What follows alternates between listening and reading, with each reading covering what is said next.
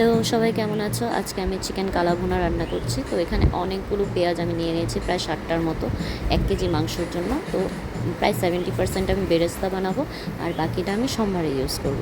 তো এখানে তেল দিয়ে দিচ্ছি, আমি পেঁয়াজ দিয়ে বেরেস্তা বানিয়ে দিচ্ছি।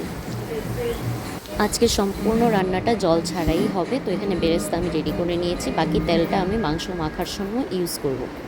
এখানে আমি প্রায় 1 কেজির মতো মাংস ধুয়ে নিয়ে নিলাম। তার মধ্যে আমি 1 চামচ হলুদ, 2 চামচ গুঁড়ো লঙ্কা, এখানে আমি যে মশলাটা ব্যবহার করেছি এটা আমি সম্পূর্ণ নিজে বানিয়েছি চিকেন কালা ভুনার জন্য। আর তেলটা আমি দিয়ে দিলাম, সাথে এখানে আদা এবং রসুন বাটা অনেকটা বেশি পরিমাণে লাগবে।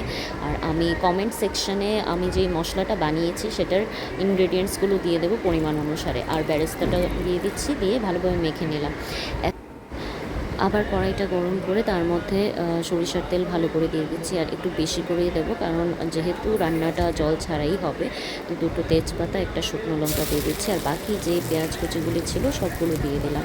আর এই পেঁয়াজ কুচিগুলিকে আমি বেশি বাদামি বর্ণের করব না, কারণ অলরেডি আমি বেরেস্তা মাখিয়ে নিয়েছি। তো অল্প কিছু আস্ত গোটা রসুন দিয়ে দিচ্ছি, সাথে অল্প একটু লবণ দিয়ে দিলাম, দিয়ে আবার ভালোভাবে মিক্স করে নিচ্ছি। তো অল্প একটু ভাজা হয়ে গেলেই তারপর আমি মাংসটা এখানে ঢেলে দেবো। মশলা মাখা মাংসটা আমি ঢেলে দিচ্ছি, ঢেলে এটাকে আমি ভালোভাবে নেড়ে চেড়ে দেবো। আর পুরোটা রান্না আমি লো ফ্লেমে করব এখন থেকে, কারণ হচ্ছে যেহেতু জল ছাড়া করছি তো লেগে যাওয়ার একটা সম্ভাবনা থাকবেই, প্লাস ফ্লেভারটাও আসবে না। তো দেখো অলরেডি তেল ছাড়া স্টার্ট হয়ে গেছে।